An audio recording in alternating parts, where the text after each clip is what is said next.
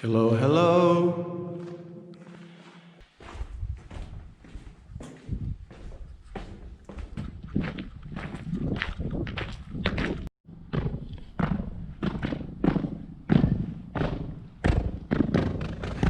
This is smell of the pyramid.